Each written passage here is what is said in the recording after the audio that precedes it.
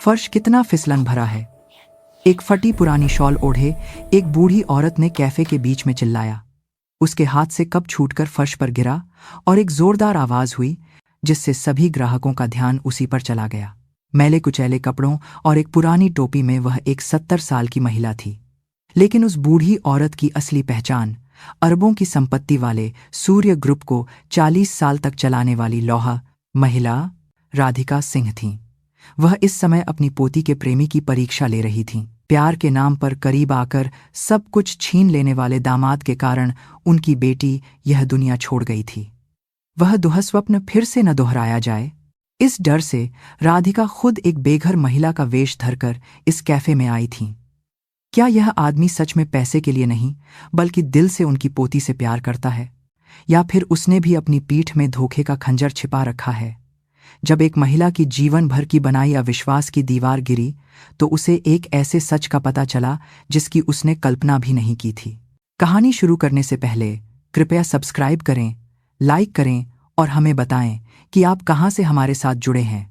मैं आपसे जुड़ना चाहती हूं, तो चलिए आज की कहानी शुरू करते हैं। सूर्य ग्रुप के मुख्यालय की सबसे ऊपरी मंजिल पर अध्यक्ष का कार्यालय।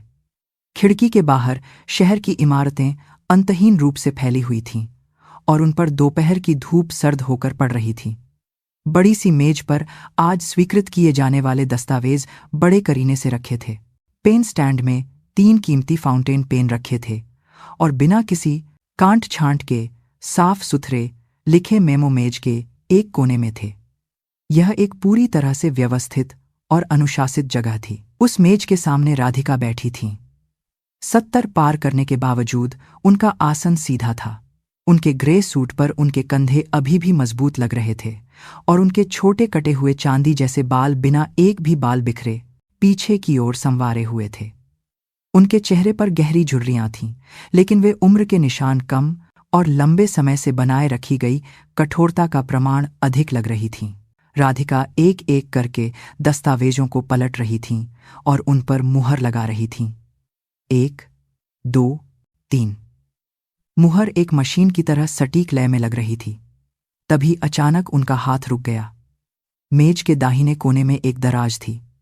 कुछ देर उस दराज को देखने के बाद राधिका ने धीरे से अपना हाथ बढ़ाया।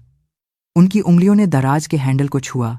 वह एक पल के लिए झिझकीं, लेकिन आखिरकार चुपचाप दराज खोल दी। एक धीमी आवाज के साथ दराज खुली और उसके अंदर रखी एक पुरानी चीज सामने आई, एक फोटो फ्रेम।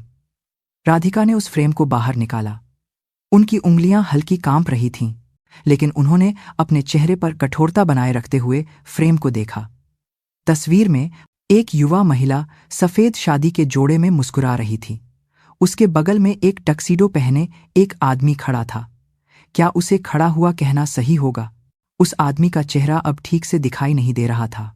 एक मोटे लाल पेन से बनाया गया एक्स ट्राइन का निशान उसके चेहरे को पूरी तरह से मिटा चुका था। एक समय जो सबसे खुशी का पल रहा होगा, वह अब सिर्फ एक जख्म के सबूत के तौर पर रह गया था।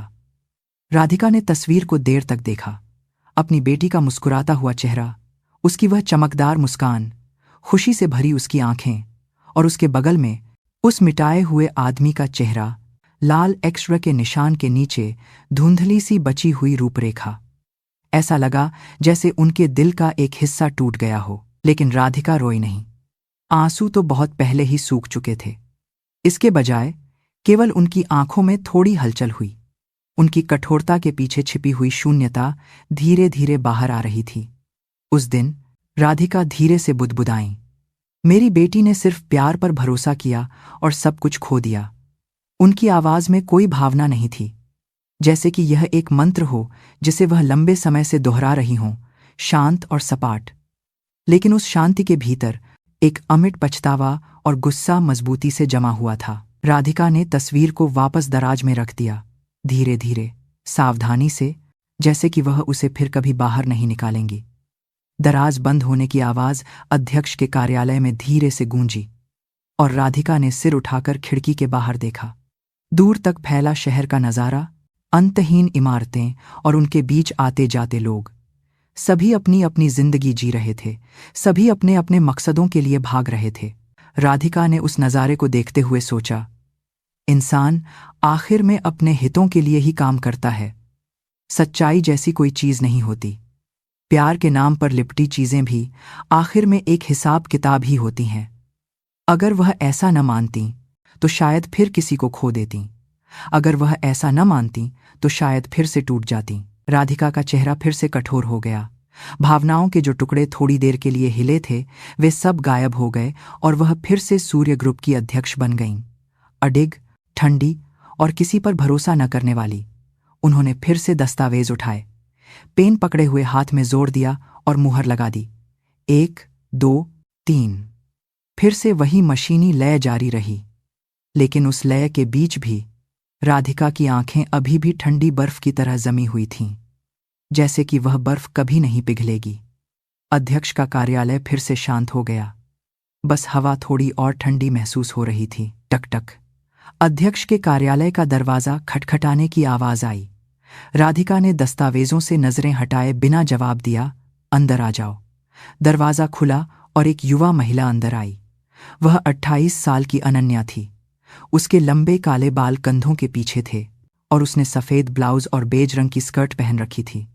अपनी नानी की तरह उसका पहनावा शालीन था, लेकिन उसके चेहरे पर एक अलग ही चमक थी जो उसकी नानी में नहीं थी।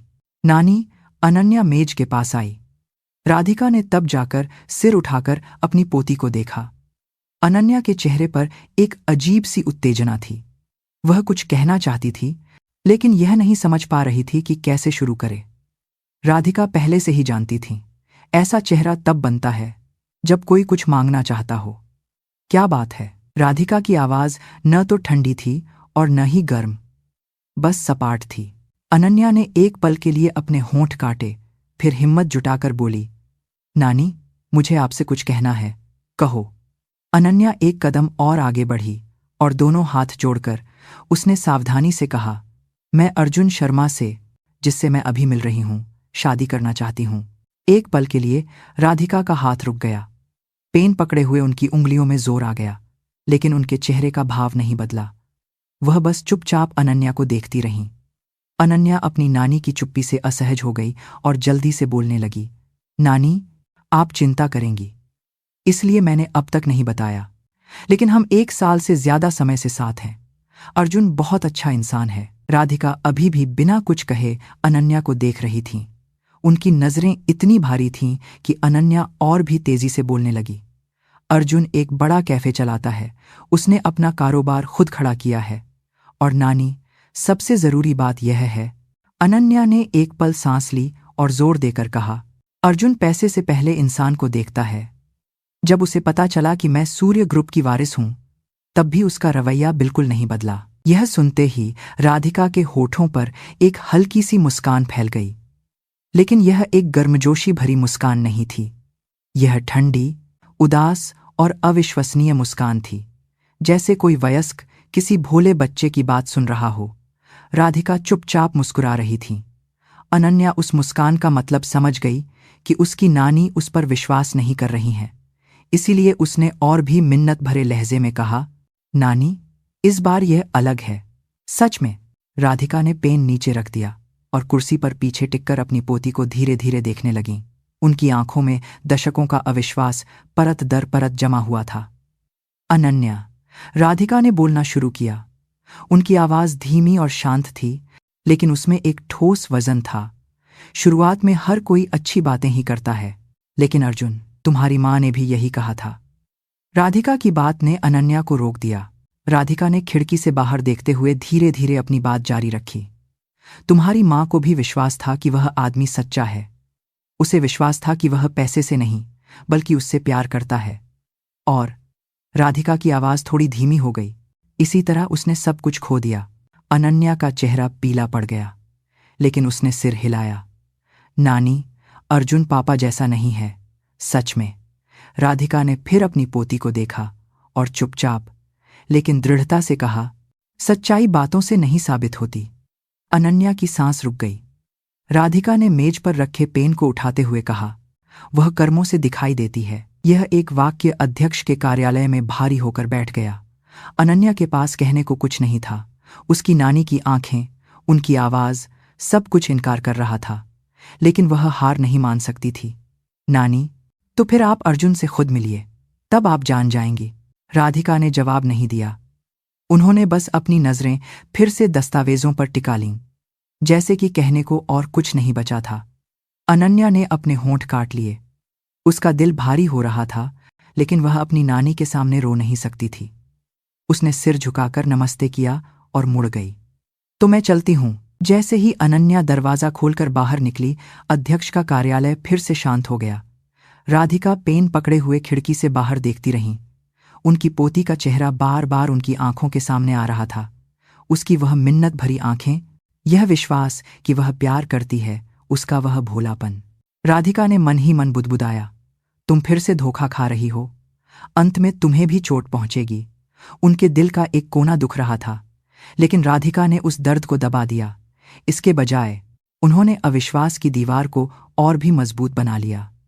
इस बार वह उसकी रक्षा करेंगी, अपनी पोती को किसी भी कीमत पर नहीं खोएंगी। उन्होंने ऐसा निश्चय किया। उस रात राधिका सो नहीं सकी। बिस्तर पर लेटे हुए छत को घूरते हुए उनकी आंखों में नींद नहीं थी। अनन्या का चेहरा बार बार उनके मन में आ रहा था। मैं प्यार करती हूं, कहते हुए उसकी वह मिन्नत भरी आंखें, अर्जुन नाम के उस आदमी पर उसका भोला विश्वास। राधिका ने अपनी आंखें बंद कर लीं और यादें एक एक करके सामने आने लगीं। 40 साल पहले 32 साल की राधिका अपने पति के अंतिम संस्कार में थीं। काले शोक के कपड़ों में वह तस्वीर में अपने पति को देख रही थीं। अचानक दिल का दौरा पड़ा था। बिना किसी चेतावनी के उनके पति चले गए थे। अंतिम संस्कार के बाद राधिका के सामने एक ढहती हुई कंपनी थी। उस समय सूर्य ग्रुप नाम का ही ग्रुप था। असल में यह एक छोटी कंपनी थी। पति के निधन के बाद कर्मचारी एक एक करके कंपनी छोड़ने लगे और ग्राहकों ने भी हाथ खींच लिए, लेकिन राधिका टूटी नहीं। वह अपनी छोटी बेटी को अपनी पीठ पर लादकर काम पर निकल पड़ी। उन्होंने दिन रात काम किया। वह ग्राहकों से मिलने के लिए दौड़तीं, सिर झुकातीं और बैंकों से कर्ज लेतीं। उन्होंने हार नहीं मानी। इस तरह 10 साल बीत गए। राधिका ने कंपनी को फिर से खड़ा कर दिया। सूर्य ग्रुप अब एक बड़ी कंपनी बन चुका था और लोग राधिका को एक महान महिला उद्यमी कहते थे। लेकिन इस दौरान राधिका ने बहुत कुछ खो दिया था। अपनी बेटी के साथ बिताने का समय, एक महिला के रूप में जीवन, सब कुछ कंपनी के लिए कुर्बान कर दिया था। और उनकी बेटी बड़ी हो गई। 26 साल की उम्र में, उन्होंने की साल की उम्र में, 26 साल की उम्र में, बेटी ने एक दिन राधिका से कहा, माँ, मैं शादी करना चाहती हूँ। राधिका उस आदमी से मिली जिसे उनकी बेटी लाई थी। वह 30 साल का एक नौजवान था, एक अच्छी कंपनी में काम करता था और बहुत शिष्टता से बात करता था। राधिका ने सावधानी से पूछा, क्या तुम मेरी बेटी को खुश रख सकोगे? उस आदमी ने मुस्कुराते हुए जवाब दिया, बेशक, मैं जीवन भर उसका ख्याल रखूंगा। राधिका ने विश्वास कर लिया। उसकी उन सच्ची आंखों पर, उसकी उस गर्मजोशी भरी मुस्कान पर, अपनी बेटी को खुश देखकर राधिका ने शादी के लिए हामी भर दी। शादी शानदार थी। उनकी बेटी उस दिन सबसे खूबसूरत लग रही थी और दामाद उसके बगल में खुशी से मुस्कुरा रहा था। राधिका भी खुश थी। उन्हें विश्वास था कि अब उनकी बेटी खुशी से रहेगी। लेकिन यह खुशी ज्यादा दिन नहीं टिकी। शादी के 3 साल बाद दामाद ने राधिका से एक अनुरोध किया, माँ जी, मैं अपना कारोबार शुरू करना चाहता हूँ। क्या आप थोड़ी मदद कर सकती हैं?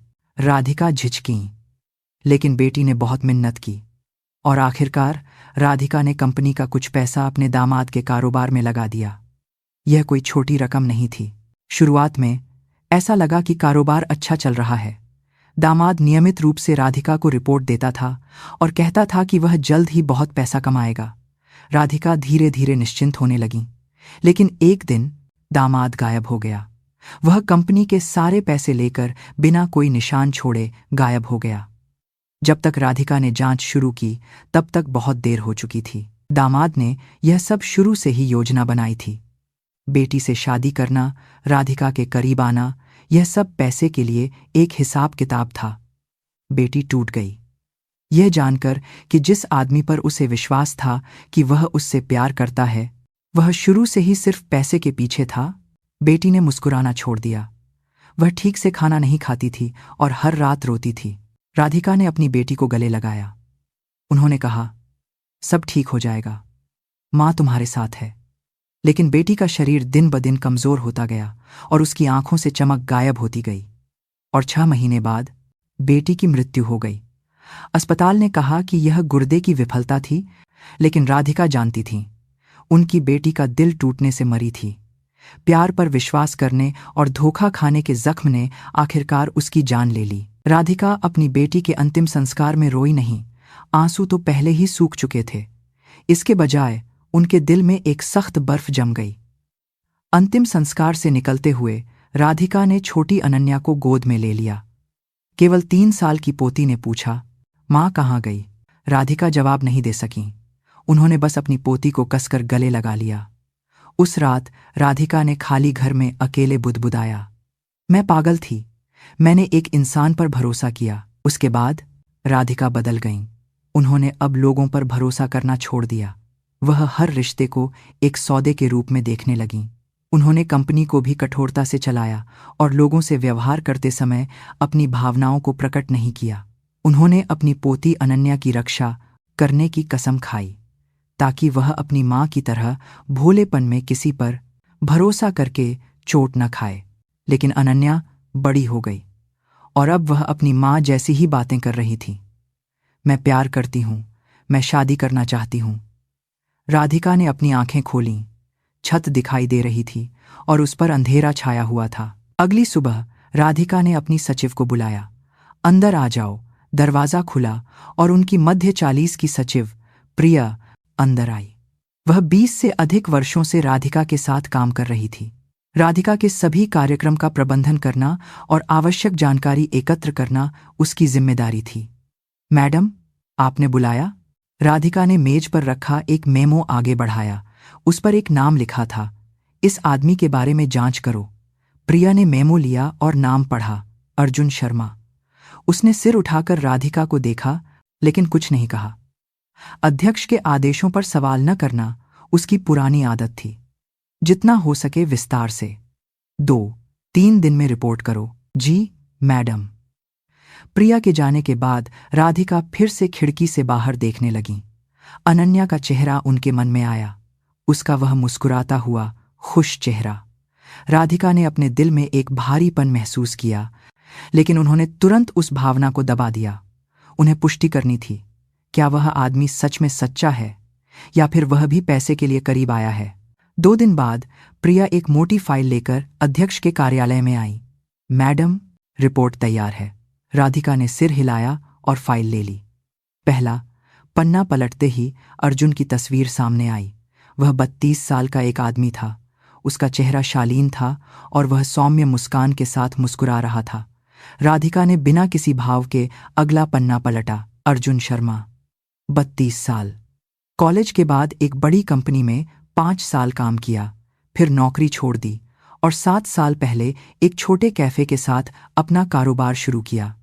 प्रिया ने शांति से समझाना जारी रखा। वर्तमान में वह दक्षिण मुंबई में एक बड़ा कैफे चलाता है। वार्षिक बिक्री लगभग 50 लाख रुपये है। राधिका की आंखें थोड़ी तेज हो गईं। यह एक छोटी रकम नहीं थी, लेकिन सूर्य ग्रुप की तुलना में यह कुछ भी नहीं था। कर्मचारियों के बीच उसकी प्रतिष्ठा अच्छी है।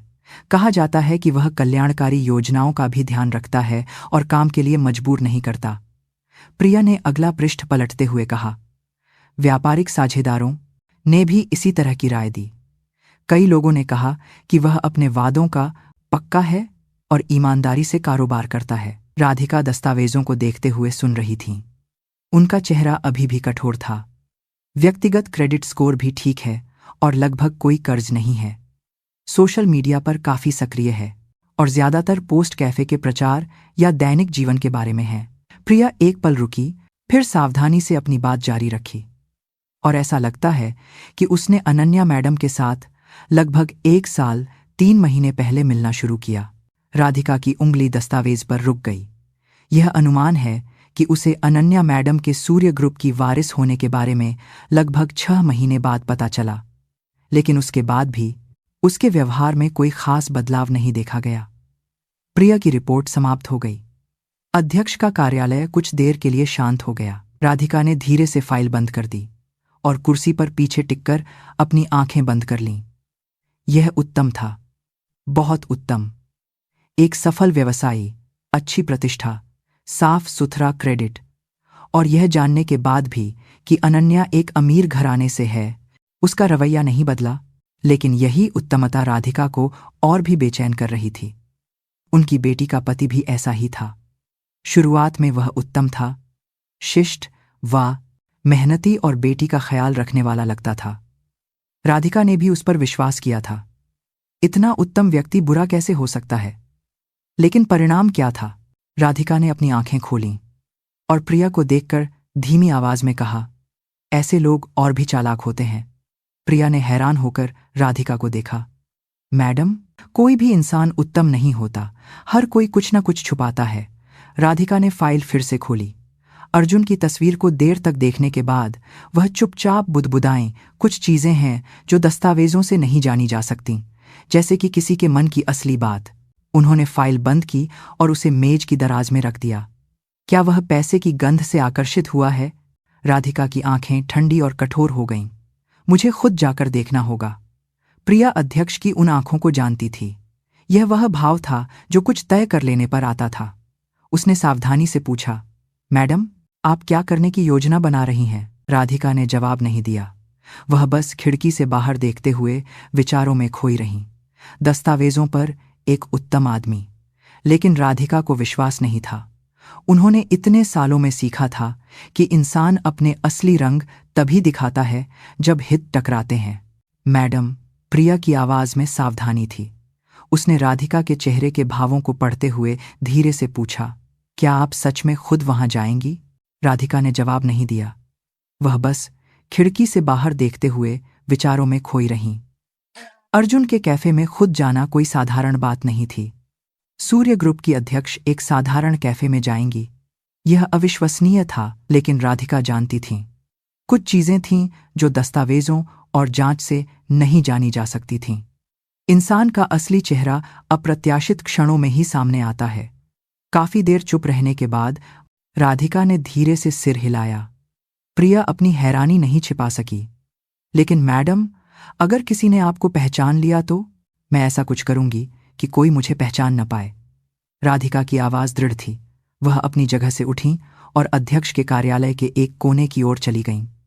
वहां एक पुरानी अलमारी खड़ी थी। कार्यालय की शानदार सजावट के साथ यह एक पुरानी जर्जर लकड़ी की अलमारी मेल नहीं खा रही थी। राधिका ने अलमारी का दरवाजा खोला। एक चरमराहट की आवाज धीरे से गूंजी। अलमारी के अंदर महंगे सूटों के बीच कुछ फटे पुराने कपड़े टंगे थे। राधिका ने उनमें से एक को बाहर निकाला। यह एक पुरानी फीकी साड़ी थी। यह वही साड़ी थी जिसे राधिका तब पहनती थी जब उन्होंने कंपनी शुरू की थी। पल्लू फट चुका था और रंग फीका पड़ गया था, लेकिन उन्होंने इस साड़ी को कभी नहीं फेंका ताकि वह उन मुश्किल दिनों को ना भूलें। प्रिया ने हैरान होकर कहा, मैडम, क्या आप सच में यह पहनेंगी? राधिका ने साड़ी को अपनी बाहों में लिया और शीशे के सामने चली गईं। अध्यक्ष के कार्यालय की दीवार पर एक बड़ा शीशा लगा था। उसके सामने खड़ी राधिका का रूप अभी भी शालीन था। महंगा सूट, छोटे कटे चांदी जैसे बाल, तीखी आंखें। राधिका ने धीरे धीरे अपना सूट जैकेट उतारा और पुरानी साड़ी पहन ली। एक पल में शीशे में उनका रूप बदल गया। राधिका ने अलमारी से एक पुरानी शॉल भी निकाली। यह एक काली, फटी हुई शॉल थी। उन्होंने उस शॉल को अपने सिर पर अच्छी तरह से लपेट लिया, जिससे उनके चांदी जैसे बाल छिप गए और उनका आधा चेहरा छाया में आ गया। शीशे में अब सूर्य ग्रुप की अध्यक्ष का रूप नहीं था, बस एक बूढ़ी औरत खड़ी थी। राधिका ने शीशे में खुद को देर तक देखा। फटी साड़ी, पुरानी शॉल, छायादार चेहरा। उन्हें 40 साल पहले का अपना रूप याद आ गया, जब उनके पति का निधन हो गया था और उन्हें अकेले कंपनी को संभालना था। इतने में राधिका धीरे से बुदबुदाएं, कोई मुझे नहीं पहचानेगा। प्रिया ने अविश्वास से राधिका को देखा। सच में अध्यक्ष का रूप पूरी तरह से बदल गया था। अगर वह सड़क पर मिलती तो शायद प्रिया भी उन्हें एक बार में नहीं पहचान पाती।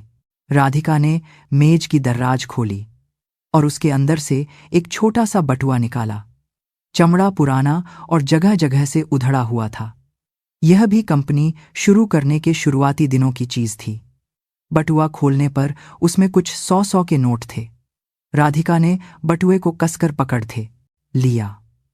उसका स्पर्श अपरिचित और फिर भी परिचित था। वह फिर से मेज पर गईं और एक फोटो फ्रेम उठाया। यह अनन्या की तस्वीर थी। दीक्षांत समारोह के दिन की तस्वीर। अपनी पोती के मुस्कुराते हुए चेहरे को देर तक देखने के बाद राधिका ने चुपचाप तस्वीर को वापस नीचे रख दिया। मैडम, प्रिया ने चिंता भरी आवाज में बुलाया, लेकिन राधिका ने सिर हिला दिया। मैं ठीक हूं, मैं अकेले जाऊंगी, तुम यहां काम देखो। लेकिन यह काम मुझे खुद ही करना होगा।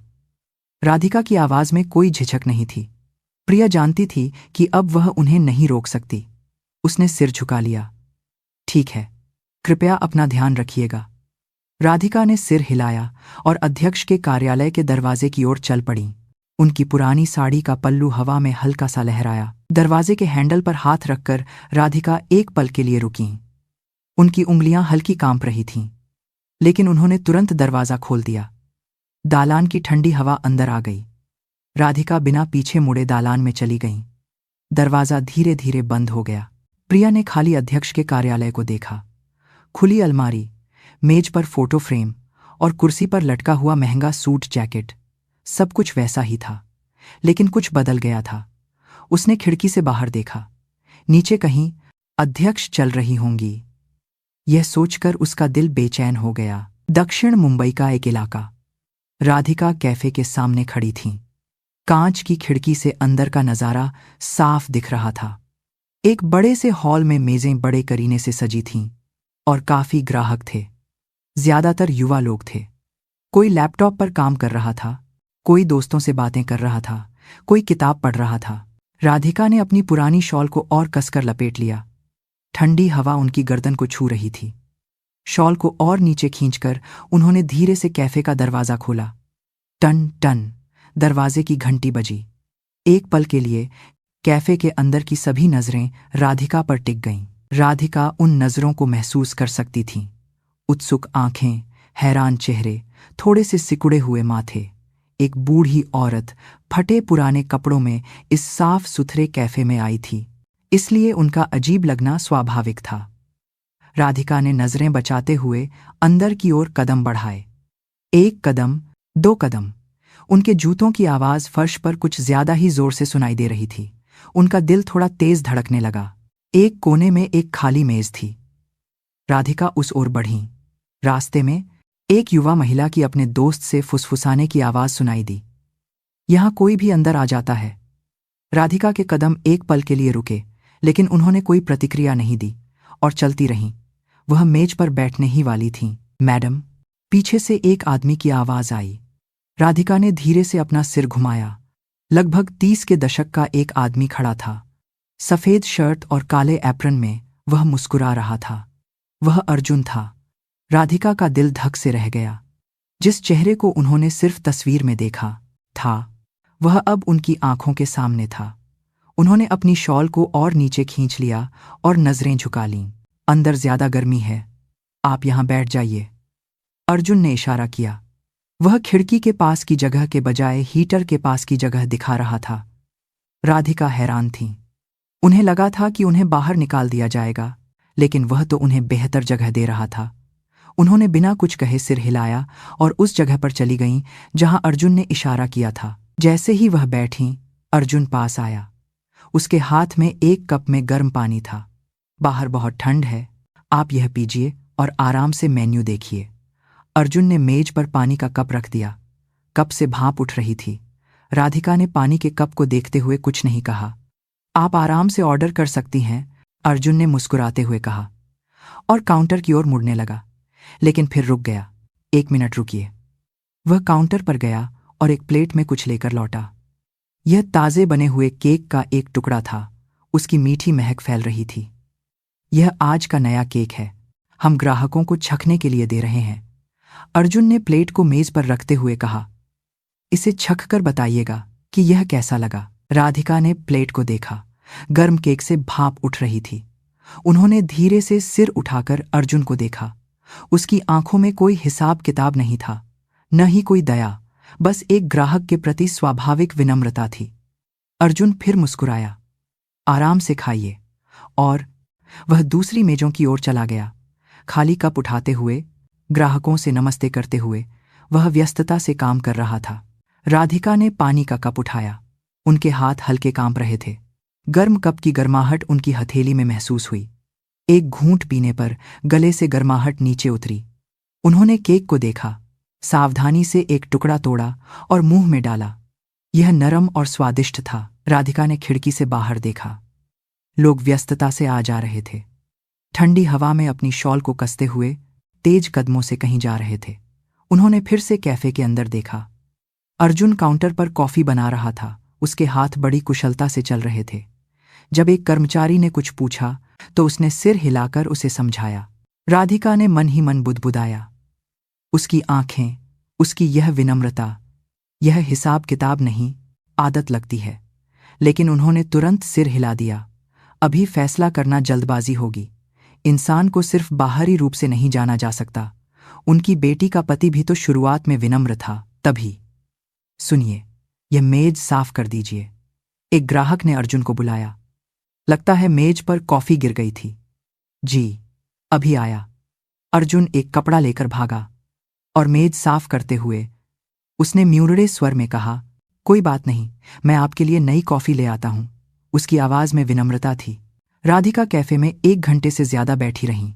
उन्होंने 1 कप अमेरिकानो ऑर्डर किया और धीरे धीरे पीते हुए अर्जुन को देखती रहीं। वह बिना रुके काम कर रहा था। कॉफी बना रहा था, मेज साफ कर रहा था, ग्राहकों से बात कर रहा था और कर्मचारियों को निर्देश दे रहा था। फिर भी उसकी आवाज में नरमी थी। एक युवा कर्मचारी ने 1 कप गिरा दिया। एक जोरदार आवाज के साथ कांच के टुकड़े फर्श पर बिखर गए। कर्मचारी का चेहरा सफेद पड़ गया। माफ कीजिए सर, लेकिन अर्जुन ने मुस्कुराते हुए कहा, कोई बात नहीं। तुम्हें चोट तो नहीं लगी? कहीं लगी तो नहीं है? कर्मचारी के हाथ देखने के बाद अर्जुन ने खुद झाड़ू उठाई और फर्श साफ करने लगा। यह देखकर राधिका ने कॉफी का कप मुंह से लगाया। गर्म कॉफी गले से नीचे उतरी, लेकिन उनके दिल का एक कोना अभी भी ठंडा था। यह सब भी ग्राहकों के सामने किया जाने वाला एक नाटक हो सकता है। राधिका ने सिर हिलाया। वह विश्वास नहीं कर पा रही थीं।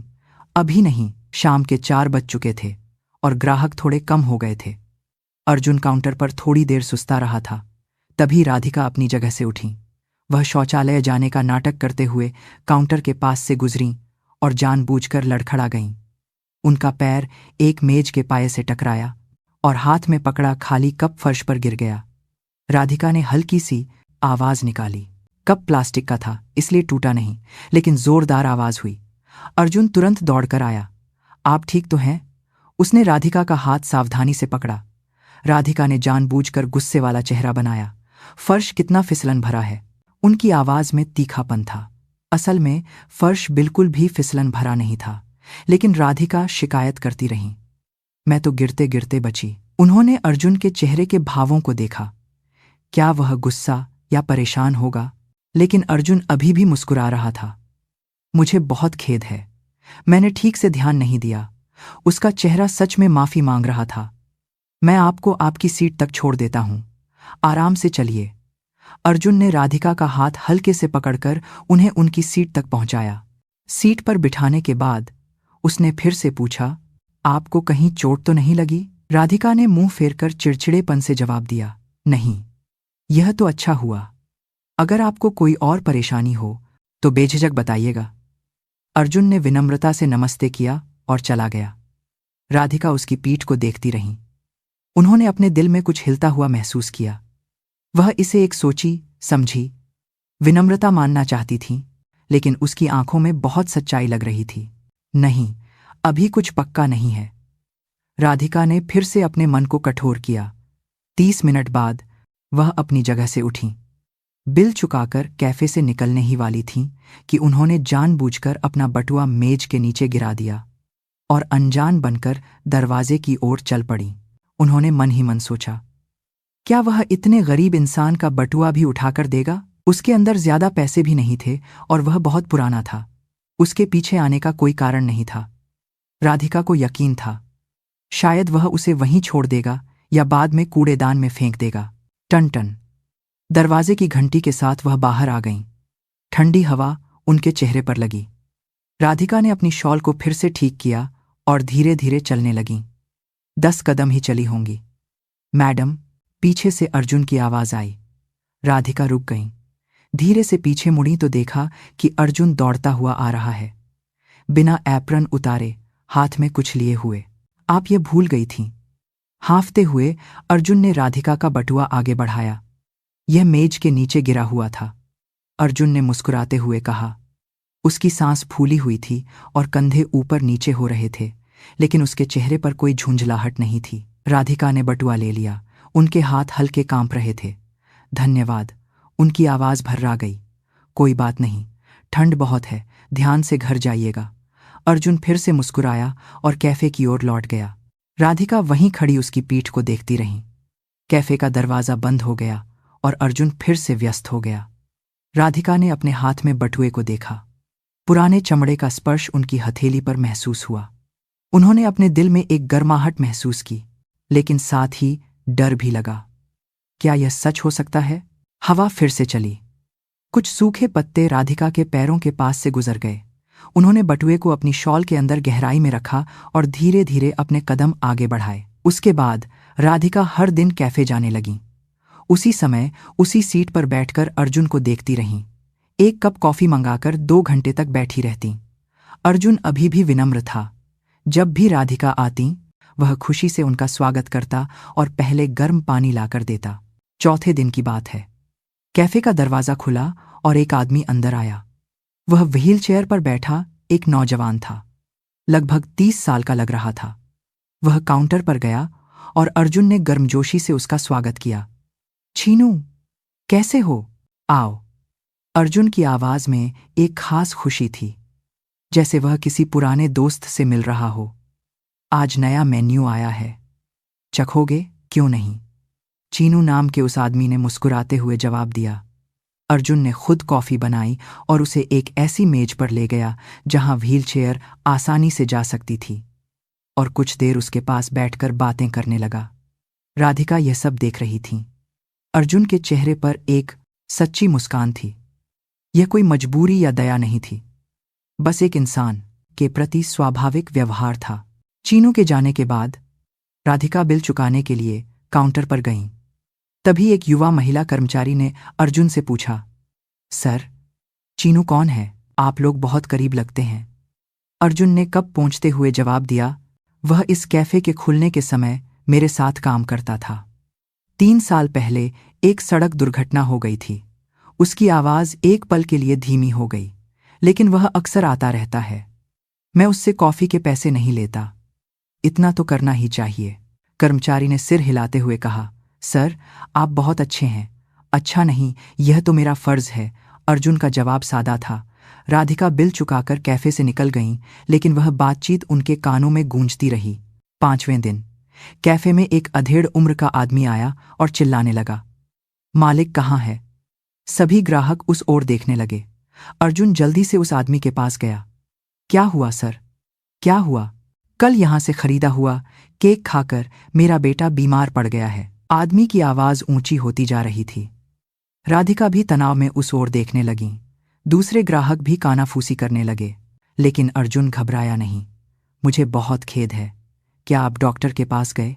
अभी नहीं, लेकिन यह पक्का उसी केक की वजह से हुआ है। सबसे पहले आपको डॉक्टर के पास जाना चाहिए। इलाज का सारा खर्चा मैं दूंगा। अर्जुन ने अपना विजिटिंग कार्ड निकालते हुए कहा, और जब रिपोर्ट आ जाए तो मुझे दिखाइएगा, मैं पूरा मुआवजा दूंगा। आदमी को लगा था कि अर्जुन बहस करेगा, लेकिन जब अर्जुन ने खुद माफी मांगी और समाधान पेश किया तो वह हैरान रह गया। अच्छा, ठीक है, मुझे सच में बहुत खेद है। उम्मीद है आपका बेटा जल्दी ठीक हो जाएगा। अर्जुन ने सच्चे दिल से सिर झुकाया। आदमी और गुस्सा नहीं कर सका और चला गया। आदमी के जाने के बाद अर्जुन ने कर्मचारियों को बुलाया। आज से केक की एक्सपायरी डेट की जांच 2 गुनी कर दो और स्टोरेज का तापमान भी बार बार चेक करो। उसकी आवाज नरम लेकिन दृढ़ थी। ग्राहकों का स्वास्थ्य सबसे महत्वपूर्ण है, इसमें कोई लापरवाही नहीं होनी चाहिए। कर्मचारियों ने सिर हिलाया। राधिका यह सब देखते हुए कॉफी का कप उठाया। गर्म कॉफी गले से नीचे उतरी, लेकिन उनके दिल में कहीं और भी ज्यादा गर्माहट महसूस हो रही थी। 6ठे दिन बारिश हो रही थी। दोपहर के बाद तेज बौछारें पड़ने लगीं। राधिका छाता नहीं लाई थी। वह कैफे की खिड़की से बारिश की बूंदों को देखते हुए उसके रुकने का इंतजार कर रही थी। तभी अर्जुन पास आया। बारिश बहुत तेज है, आप यह ले जाइए। उसके हाथ में एक फोल्डिंग छाता था। जब आप अगली बार आएं तो वापस कर दीजिएगा। राधिका ने सिर हिलाया। नहीं, कोई बात नहीं। नहीं नहीं, आपको सर्दी लग जाएगी। अर्जुन ने छाता मेज पर रख दिया और मुस्कुराते हुए कहा, इसे जरूर वापस कीजिएगा। इसी बहाने आप फिर से आएंगी। इस बात पर राधिका का दिल भर आया। फिर से आना, स्वागत करने वाली बात। राधिका छाता लेकर कैफे से निकली। बारिश में चलते हुए जब उन्होंने छाता खोला तो राधिका ने पहली बार स्वीकार किया, यह आदमी शायद सच में सच्चा है। छाते पर बारिश की बूंदें टप टप गिर रही थीं। यह लयबद्ध आवाज राधिका के कदमों के साथ मिल रही थी। 7वें दिन फिर से बारिश हो रही थी। सुबह से ही बूंदाबांदी हो रही थी जो दोपहर तक तेज हो गई। राधिका छाता लाई थी, लेकिन उसे कैफे में छोड़कर शौचालय चली गईं। इस बीच बारिश और भी तेज हो गई थी। राधिका अपनी सीट पर बैठकर खिड़की से बाहर देखने लगी। बारिश की बूंदें कांच की खिड़की पर जोर से पड़ रही थीं। ग्राहक एक एक करके छाता लेकर निकल रहे थे या बारिश रुकने का इंतजार कर रहे थे। राधिका ने भी थोड़ा और इंतजार करने का फैसला किया। लगभग 1 घंटा बीत गया। बारिश अभी भी रुकने का नाम नहीं ले रही थी। राधिका धीरे धीरे अपनी जगह से उठी। उन्होंने सोचा कि छाता है तो कोई बात नहीं। बिल चुकाकर उन्होंने कैफे का दरवाजा खोला। ठंडी हवा के साथ बारिश की बूंदें उनके चेहरे पर पड़ीं। राधिका ने छाता खोलकर बाहर कदम रखा। 1 कदम, 2 कदम, लेकिन उनके पैरों के नीचे फिसलन थी। बारिश के पानी से भीगा हुआ फुटपाथ। राधिका का पैर फिसल गया। आह! उनका शरीर एक तरफ झुक गया। वह अपना संतुलन खोकर गिरने ही वाली थीं। सावधान! किसी ने राधिका का हाथ पकड़ा, मजबूती से लेकिन सावधानी से। राधिका ने मुश्किल से अपना संतुलन बनाया। उनका दिल तेजी से धड़क रहा था। सिर उठाकर देखा तो अर्जुन था। वह एप्रन पहने हुए ही था। बारिश का पानी उसके कंधों को भिगो रहा था। वह बिना छाता लिए बाहर भागा था। आप ठीक तो हैं? अर्जुन ने चिंतित चेहरे से पूछा। राधिका ने सिर हिलाया, लेकिन उनके पैरों में ठीक से जान नहीं थी। गिरने का सदमा अभी गया नहीं था। 1 मिनट रुकिए। अर्जुन ने राधिका को सहारा देकर कैफे के अंदर ले गया। उन्हें एक कुर्सी पर बिठाकर वह 1 गिलास पानी ले आया। धीरे धीरे पीजिए, आप डर गई होंगी। राधिका ने 1 घूंट पानी पिया। उनके हाथ हल्के कांप रहे थे। अर्जुन यह देखकर कहीं गया और एक कंबल लेकर लौटा। आपको ठंड लग रही होगी, ये ओढ़ लीजिए। उसने नरम कंबल राधिका के कंधों पर डाल दिया। गर्माहट महसूस हुई। मैं ठीक हूं, राधिका ने धीरे से कहा, लेकिन अर्जुन ने सिर हिलाया। बारिश बहुत तेज है, आज आप यहीं थोड़ी देर आराम करके जाइए, लेकिन ग्राहक की सुरक्षा सबसे महत्वपूर्ण है। अर्जुन मुस्कुराया। उसके भीगे बालों से पानी की बूंदें टपक रही थीं, लेकिन उसे कोई परवाह नहीं थी। वह बस यह देख रहा था कि राधिका ठीक है या नहीं। राधिका ने उसे देखा। पानी से भीगी हुई शर्ट, टपकते हुए बाल, लेकिन चिंता से भरी आंखें। उन आंखों में कोई झूठ नहीं था, कोई हिसाब किताब नहीं, कोई इरादा नहीं, बस एक इंसान के लिए सच्ची चिंता थी। राधिका का दिल गर्म हो गया। कब से किसी ने उनकी इतनी चिंता की थी।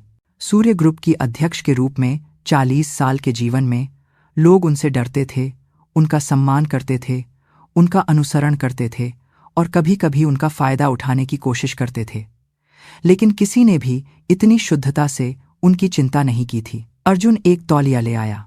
आप भीग गई हैं, इससे पोंछ लीजिए, आपको सर्दी नहीं लगनी चाहिए, उसने तौलिया देते हुए कहा। राधिका ने तौलिया ले लिया। नरम कपड़े का स्पर्श उनके हाथों में महसूस हुआ। शुक्रिया, राधिका की आवाज भर्रा गई। अर्जुन ने सिर हिलाया। कोई बात नहीं, जब बारिश रुक जाएगी तो मैं आपको अपनी गाड़ी से घर छोड़ दूंगा। नहीं, मैं टैक्सी से चली जाऊंगी। नहीं, मुझे आपको छोड़कर ही तसल्ली होगी। अर्जुन का लहजा दृढ़ था, लेकिन उस दृढ़ता में एक गर्माहट थी। राधिका ने तौलिए से अपना चेहरा पोंछा। ठंडी बारिश की बूंदों को पोंछते हुए उनकी आंखें गर्म हो गईं। उन्हें रोना आ रहा था, लेकिन उन्होंने खुद को रोक लिया। अर्जुन काउंटर पर वापस गया और कर्मचारियों को कुछ निर्देश दिए और फिर भीगी शर्ट में ही व्यस्त हो गया। राधिका उसकी पीठ को देखते हुए मन ही मन बुदबुदाई, यह आदमी सच्चा है। उन्होंने अपने दिल की बर्फ को धीरे धीरे पिघलते हुए महसूस किया। वह बर्फ जो 40 साल से जमी हुई थी, एक गर्माहट उनके दिल में समा रही थी।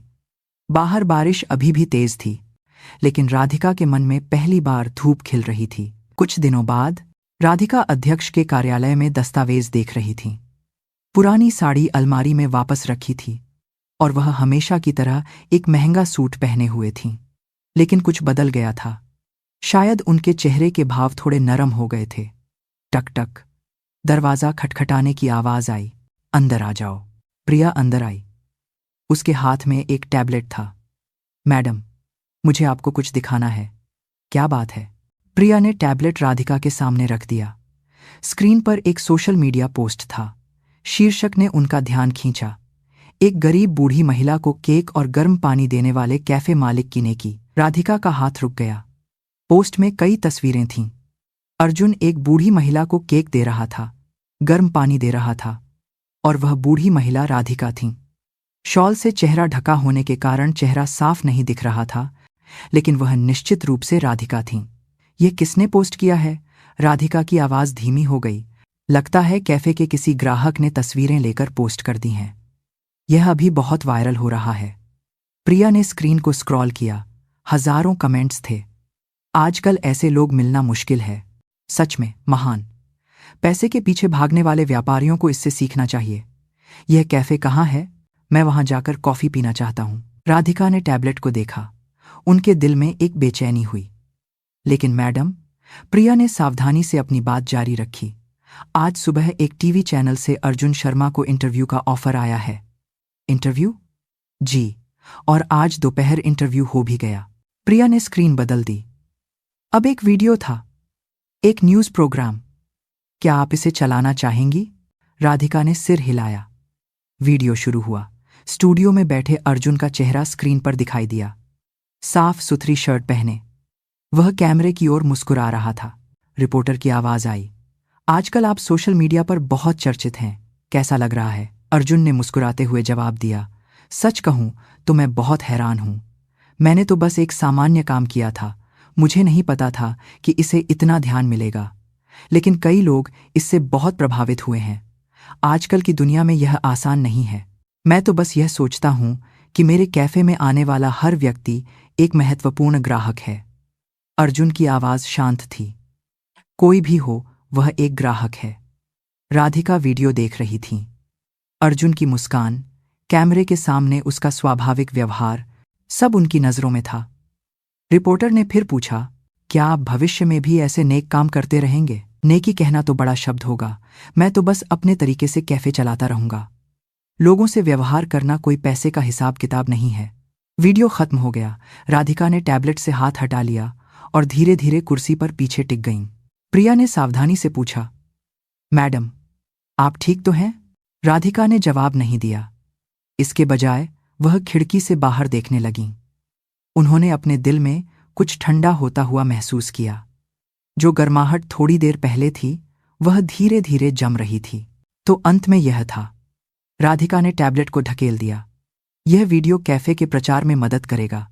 उनकी आवाज ठंडी थी। मैडम, विनम्रता भी आखिर में एक ब्रांडिंग थी, एक सोची समझी मार्केटिंग। राधिका व्यंग्यात्मक रूप से मुस्कुराईं। प्रिया कुछ नहीं कह सकी। अध्यक्ष का चेहरा फिर से ठंडा और कठोर होता देख वह चुपचाप चली गई।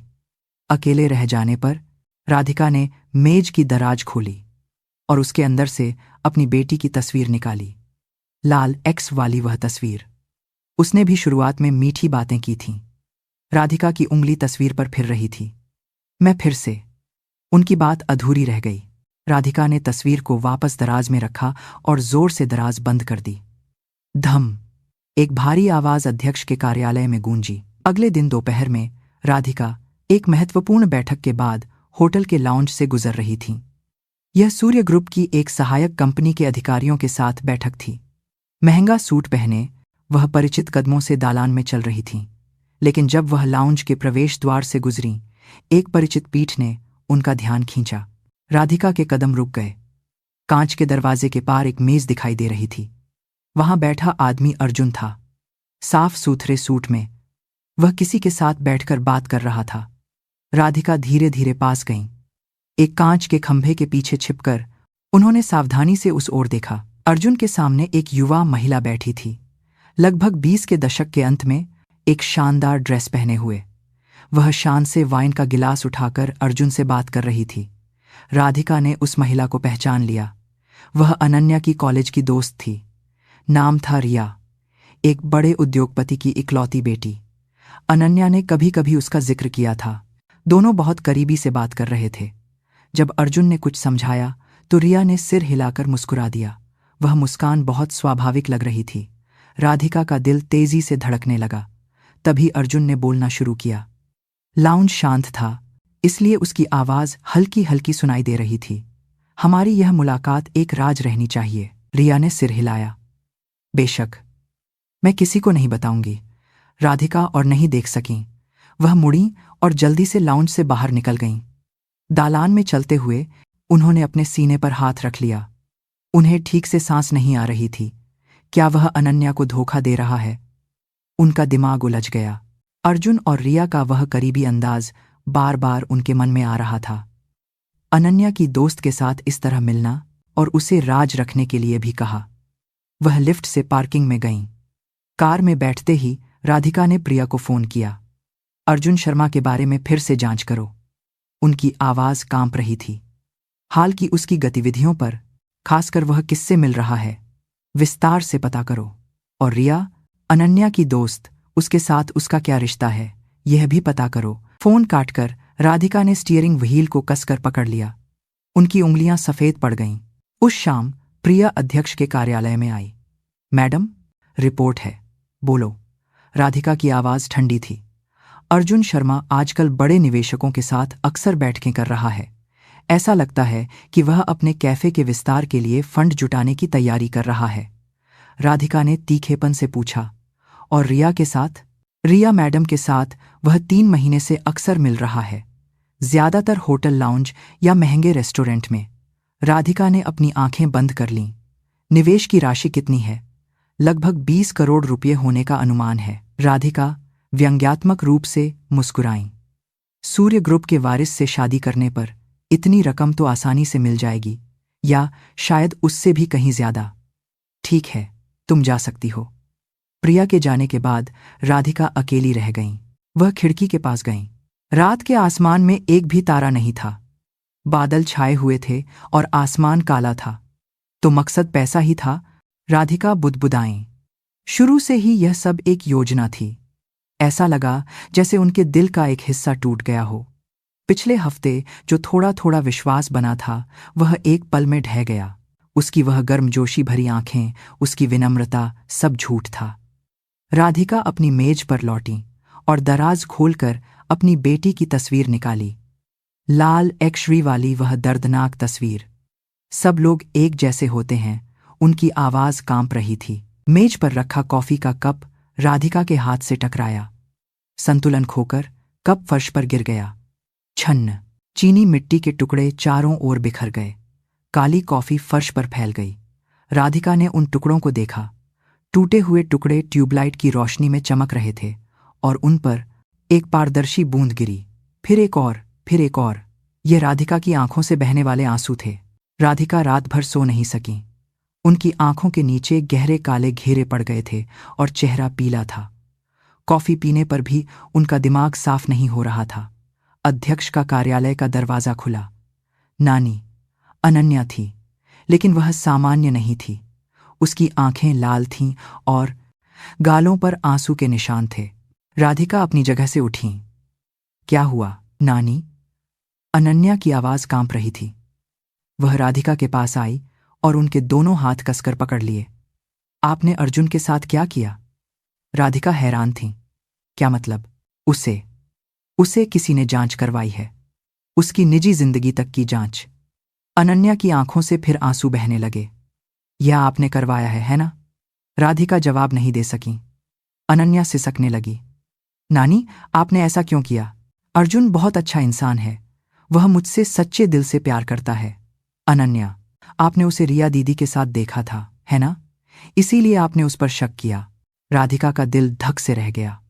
वह अनन्या ने राधिका का हाथ और भी कसकर पकड़ लिया। नानी, रिया दीदी एक चैरिटेबल फाउंडेशन चलाती हैं। अर्जुन ने अपने कैफे का आधा मुनाफा उस फाउंडेशन को दान करने का फैसला किया है। राधिका की सांस रुक गई। क्या? अर्जुन 3 साल से जरूरतमंद लोगों की मदद करना चाहता था। इसलिए उसने तय किया था कि जब कारोबार स्थिर हो जाएगा तो वह अपना मुनाफा बांटेगा। अनन्या ने आंसू पोंछते हुए अपनी बात जारी रखी। उसे राज रखने के लिए इसलिए कहा गया था ताकि दान पाने वालों की पहचान सुरक्षित रहे, ताकि मदद पाने वालों को कोई ठेस न पहुंचे। राधिका कुर्सी पर धम्म से बैठ गईं। उनके पैरों में जान नहीं बची थी। तो फिर वह निवेश? वह रिया दीदी फाउंडेशन के लिए फंड दे रही हैं। उसका अर्जुन के कारोबार के विस्तार से कोई लेना देना नहीं है। अनन्या की आवाज कांप रही थी। नानी, अर्जुन को जब पता चला कि मैं सूर्य ग्रुप की वारिस हूं, तब भी उसका रवैया नहीं बदला। उसने मुझे सिर्फ अनन्या के रूप में देखा। राधिका के पास शब्द नहीं थे। उन्हें अपने अंदर कुछ टूटता हुआ महसूस हुआ। नानी, आप क्यों? आप लोगों पर भरोसा क्यों नहीं कर पाती? अनन्या ने रोते हुए पूछा। मुझे पता है कि आप माँ की वजह से ऐसा करती हैं, लेकिन नानी, हर कोई वैसा नहीं होता। राधिका की आंखें गर्म हो गईं। उनकी आवाज नहीं निकली। मुझे दुख है, नानी, कि आपने मुझ पर भरोसा नहीं किया, मेरे फैसले पर भरोसा नहीं किया। अनन्या ने हाथ छुड़ाया और मुड़ गई। मैं अर्जुन से शादी करूंगी, चाहे आप इजाजत दें या न दें। अनन्या दरवाजे की ओर चल पड़ी। राधिका बस उसकी पीठ को देखती रह गईं। दरवाजा बंद हो गया। राधिका अकेली रह गईं। खाली अध्यक्ष का कार्यालय। खिड़की से धूप अंदर आ रही थी, लेकिन राधिका के चारों ओर अंधेरा था। मैंने यह क्या कर दिया? राधिका ने अपना चेहरा दोनों हाथों से ढक लिया। सब कुछ एक गलतफहमी थी। अर्जुन की विनम्रता, रिया के साथ उसकी मुलाकात, सब कुछ सच्चा था, लेकिन राधिका ने हर चीज पर शक किया। जीवन भर बनाए गए अविश्वास की दीवार से उन्होंने सच्चाई को रोक दिया था। मैंने पूरी जिंदगी पैसे से लोगों को परखा। राधिका कांपती आवाज में बुदबुदाई। लेकिन उस आदमी ने दिल से खुद को साबित किया। आंसू बहने लगे। इस बार वह उन्हें नहीं रोक सकीं। जो दिल इतने समय से जमा हुआ था वह पिघल गया और उसके अंदर कैद सारा दुख बाहर आ गया। मेज पर रखी तस्वीर पर उनकी नजर पड़ी। अनन्या की तस्वीर, मुस्कुराता हुआ चेहरा। मुझे माफ कर दो। राधिका का हाथ धीरे धीरे तस्वीर की ओर बढ़ा। कांपती उंगलियां फ्रेम के किनारे पर फिर रही थीं। वह स्पर्श सावधान, दुखी और पछतावे से भरा था। खिड़की के बाहर बादल धीरे धीरे बह रहे थे। धूप बादलों के बीच से छनकर अध्यक्ष के कार्यालय के फर्श पर धुंधली छाया बना रही थी। उस रोशनी और छाया के बीच राधिका अभी भी बैठी थी। कितना समय बीत गया होगा। टक टक। अध्यक्ष के कार्यालय का दरवाजा खटखटाने की आवाज आई। राधिका ने आंसू पोंछे और सिर उठाया। अंदर आ जाओ। उनकी आवाज फटी हुई थी। प्रिया ने सावधानी से दरवाजा खोला। राधिका की लाल आंखें देखकर वह एक पल के लिए रुकी, लेकिन कुछ नहीं कहा। मैडम, प्रिया ने एक ट्रे पर गर्म चाय रखी। भाप उठ रही थी। राधिका ने सिर हिलाकर धन्यवाद दिया। प्रिया कुछ देर झिझकी, फिर धीरे से बोली, मैडम, दरअसल एक बात है जो मुझे आपको बहुत पहले बता देनी चाहिए थी। राधिका ने प्रिया को देखा। आपकी बेटी ने अपने अंतिम समय में मुझे आपको एक संदेश देने के लिए कहा था। राधिका का हाथ रुक गया। उनका दिल तेजी से धड़कने लगा।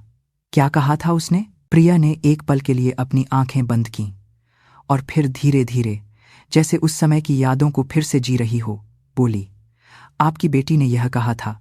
प्रिया की आवाज कांप रही थी। माँ, मुझे डर है कि मेरी वजह से आपका दिल दुनिया के लिए ठंडा न पड़ जाए।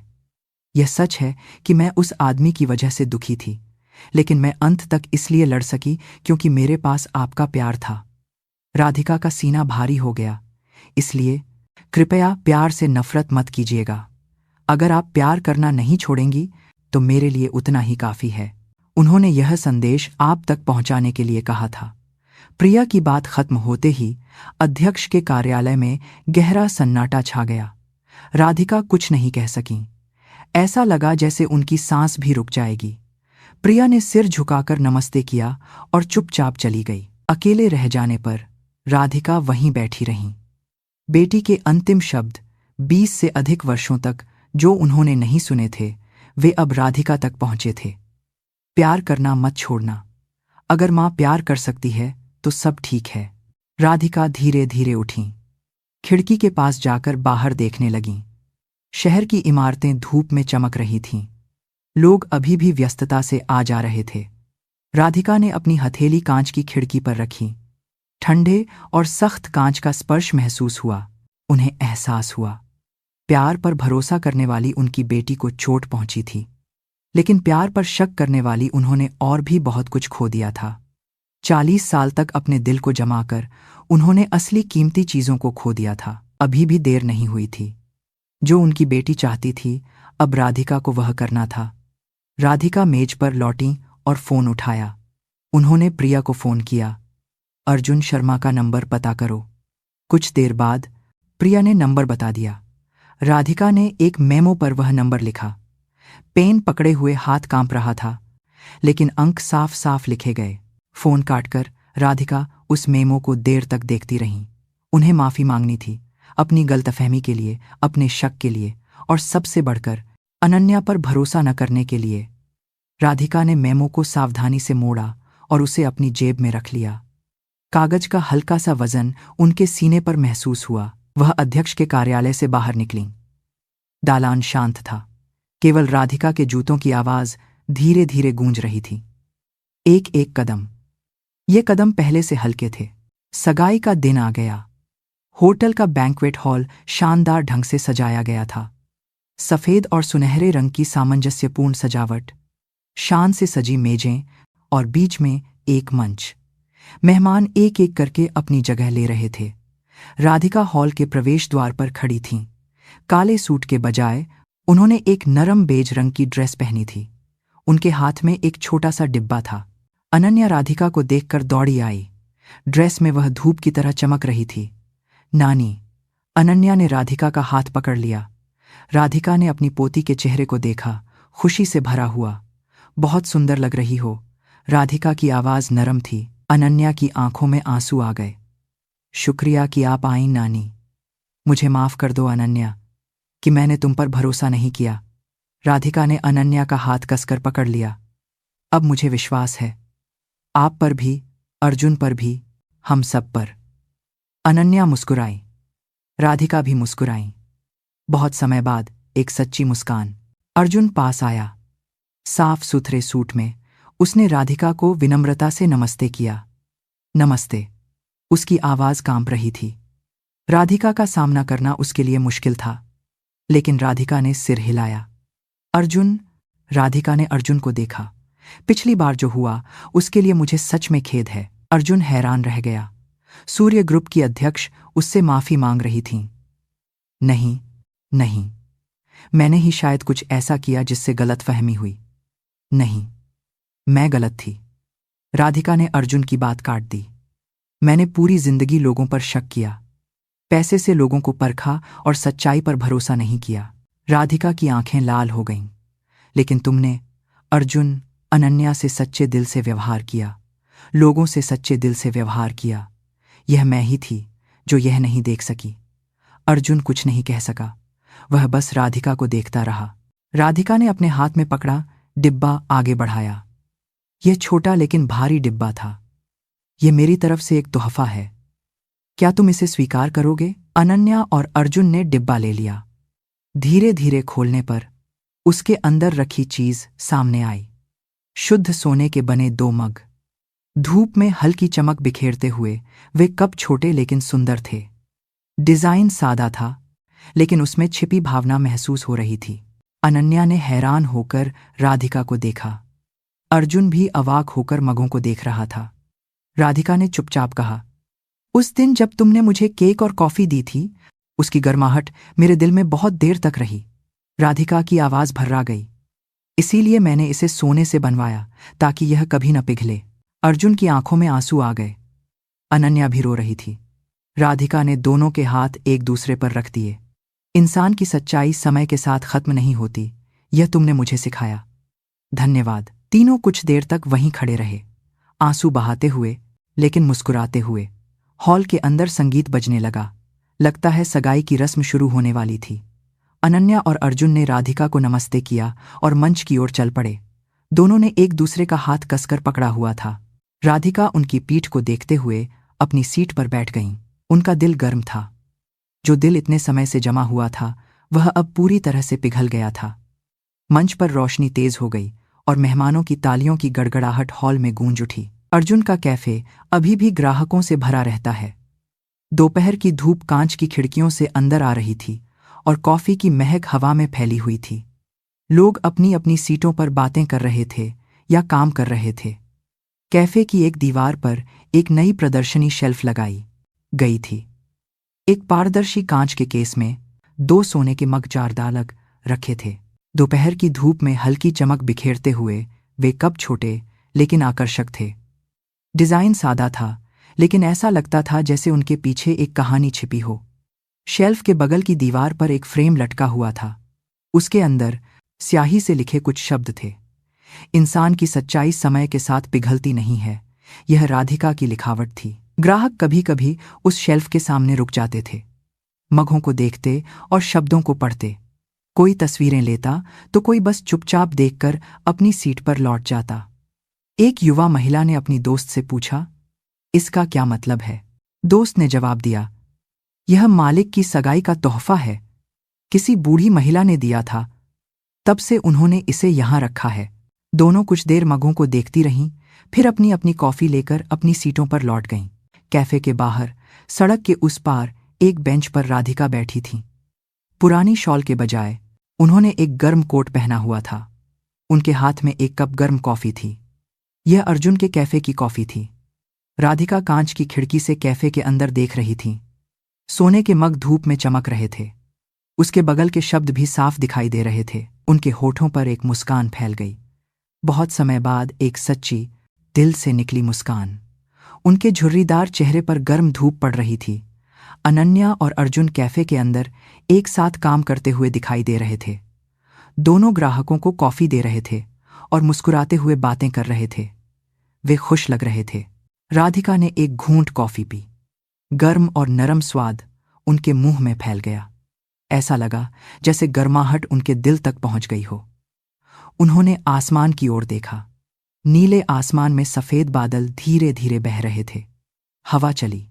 यह ठंडी नहीं बल्कि नरम हवा थी। राधिका ने फिर से कैफे को देखा। अब राधिका जानती थी कि इंसान की सच्चाई सच में मौजूद है और वह सच्चाई किसी भी समय में पिघल नहीं सकती। कैफे के अंदर एक ग्राहक ने सोने के मगों की ओर इशारा करते हुए कुछ पूछा। अर्जुन मुस्कुराते हुए उसे कुछ समझा रहा था। अनन्या भी बगल में खुशी से मुस्कुरा रही थी। राधिका बेंच से उठी, हाथ में कॉफी का कप लिए वह धीरे धीरे चलने लगीं। हवा फिर से चली और राधिका के कोट का किनारा हल्का सा लहराया। कैफे के अंदर सोने के मग अभी भी एक हल्की चमक बिखेर रहे थे। वह चमक दोपहर की धूप के साथ मिलकर पूरे कैफे को गर्मजोशी से रोशन कर रही थी। राधिका के चेहरे पर भी पहली बार सच्ची शांति थी। अगर आज की कहानी आपके दिल को छू गई हो तो इसे अपने दोस्तों के साथ साझा करें। सब्सक्राइब और लाइक करके हमारा समर्थन करें और हमें बताएं कि आपने यह कहानी कहाँ सुनी। मैं आपसे खुशी से मिलूंगी। आपका दिन मंगलमय हो।